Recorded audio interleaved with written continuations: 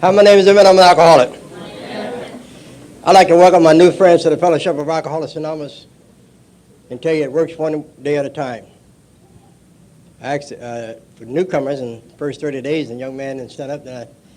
He said he has a week of sobriety. I've been there. What it used to be like, what it's like today for me. Life is good. I found a life beyond my wildest dream when I walked into Alcoholics Anonymous. And if you knew when you're sitting there wondering what this old man talking about, just listen for a few minutes. I started drinking back in the 40s. And I didn't stop drinking until I got to Alcoholics Anonymous. When I was growing up, I grew up in a house. It was 4 of us in the family, 6 of us actually, my mother and father, my 3 sisters, and myself. As far as I know, none of my alcoholics, and I'm the only one turned out to be an alcoholic.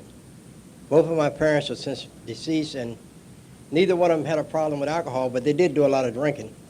And my father was a bootlegger, and he made a lot of whiskey. My mother made the wine and the beer, and that's how I got introduced to alcohol. And little did I know as a newcomer sitting out there, I did not know that I had a problem with alcohol. I did not know that I had this disease called alcoholism. And I drank for about over 20 years in denial. I didn't know I had a problem. I thought if people left me alone, I'd be okay.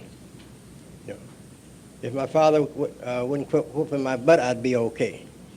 See, where I come from, we didn't have too much to do. We didn't have television. We didn't have Pac-Man. We didn't have all the modern stuff you have today.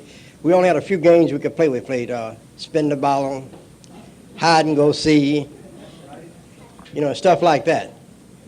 And what happened was that we had another game we played to see which one could drink a pint of whiskey without putting the bottle down.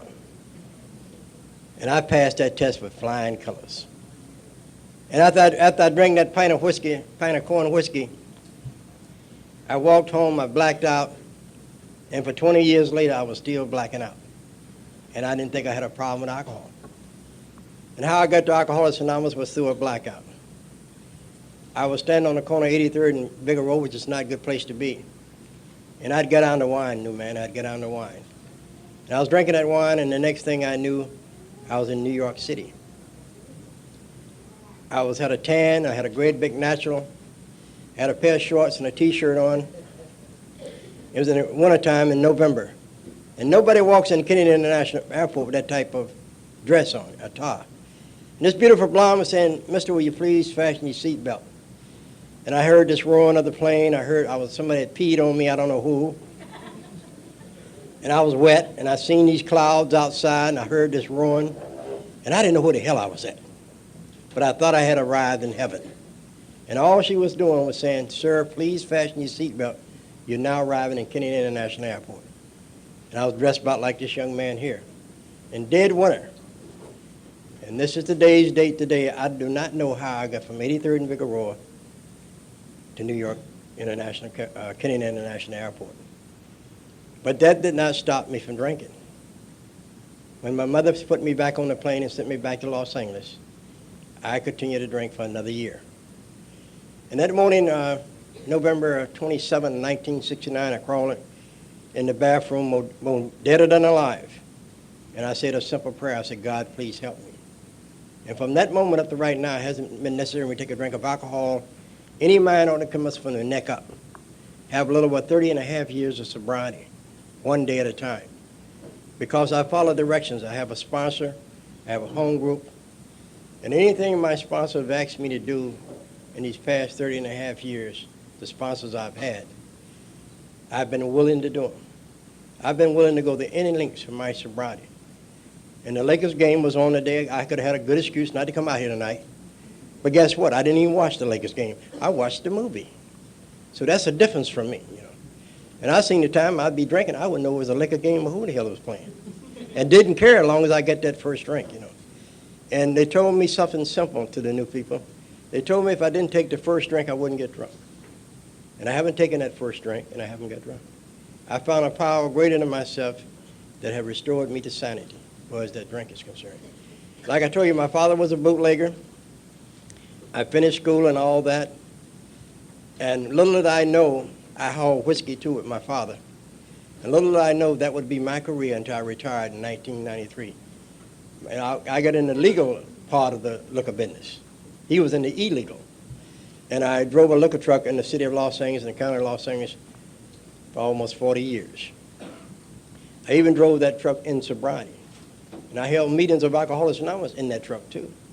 I just pulled the cases of whiskey back and hold a meeting of AA if I needed a meeting that particular day. But alcohol has never bothered me from day one since I've been in Alcoholics Anonymous. It's not bothered me. Because that morning I crawled to the bathroom, more dead than alive, I surrendered, that I was powerless. And I was looking at my wife, came in, she said, Emmett, what's wrong with you? I said, I don't want to drink. And she said, I don't understand. What are you up to? But anyway, she believed me, and we called Alcoholics Anonymous, and the miracle of it is this. The guy on the other end I didn't know, and central office didn't know, that he didn't follow nobody's directions. He got a little time on the program, and he had went back out and got drunk. And that man told me what to do and what not to do. He asked me, did I have any booze in the house? I told him, yeah. He told me to pour out every drop of whiskey that I had, and I'd follow his directions. And he said, Emmett, will you meet me meet me in Inglewood? And I said, yes. I said, oh, no, I can't come tonight. I'm busy. Now, I ain't had nothing to do. I wasn't working. I was off sick, and I didn't have nothing to do, but I was busy that night. But I did do one thing. I said, I won't drink. I won't drink. And that next night, I met him in Inglewood, and I saw him. He's about 2 feet tall, looked like a midget. And he walked up in and introduced himself, and I could smell booze coming from him. And I only had 1 day sober. And he said, and I thought that's the way it worked. One drunk working with another drunk, but only we drink. I thought that's how you recover from the disease of alcoholism. But that ain't how it works, newcomers. What he had did, it got in this program, got him a little sobriety, and he had went back out, but they hadn't taken his name off the 12-step list. But one of the things that guy did do, he carried me to meetings for the first 90 days. He drank, but I didn't drink. And he told me, I'll do all the drinking for you. All I want you to do is go to meetings. Just shoot up and show up. And I did that ever since I've been in Alcoholics Anonymous. I haven't seen that guy but once. That was in 1971 at Bill's Memorial, and he stuck out his hand and said, Emmett, now you can help me. But he played a good part in my life because he told me what to do. I followed my first direction when he told me to pull my booze out. Then I saw him in that restaurant, bowling alley, and he was drunk. I said, this man, I've been fooled again. He don't con me. He told me to pull my booze out, now he's drunk. But I was sober. And I've been sober ever since. And if you think life gets a little rough, sometimes it does. And Lisa and a lot of people know that I've had sickness in the program. I haven't wanted to take a drink. I've had 7 strokes, a couple of heart operations. Not once did I think about a drink. You know, I lost my job in sobriety. I never lost a job through drinking.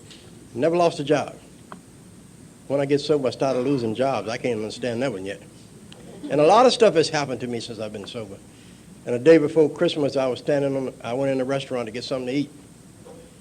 And I'm glad I learned how to follow clear-cut directions. And I was waiting for the food to be ready, and this guy came up to me and told me, sir, give me everything you got. I said, yes, sir. I follow clear-cut directions. When somebody got a gun on you, you better follow clear-cut directions. And I gave him what I had, and I called one of the newcomers that I'm working with, and he picked me up, and I was okay.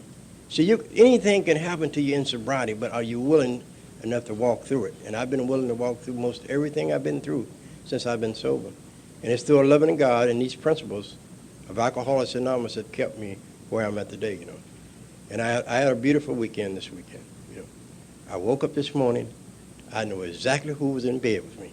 I didn't have to figure it out. It wasn't E.T.'s mama neither. And guys, y'all be don't tell them stories. Girl, I had the finest broad in town in the bar, and that sucker looked like, I don't know who that is over there. You know? And I haven't been to jail in almost 31 years, you know. And I have had to sit in them jailhouses with one hand behind me and one hand in front of me and one eye closed trying to get me a nap, and guys walking by talking about, we want what you got. You know, that alone is spiritual to me. You know, not even going to jail, you know. And I had a lot of fun in Alcoholics Anonymous, and I go a lot, and I do a lot, you know. And through my sickness and everything else, not once have I stopped going to Alcoholics Anonymous meetings.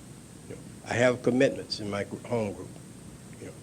And if I can't make it, I'll get someone else to take my commitment. So I'd like to thank you guys for listening, and newcomers, please keep coming back. Again, if you don't take the first drink, you won't get drunk. Thank you.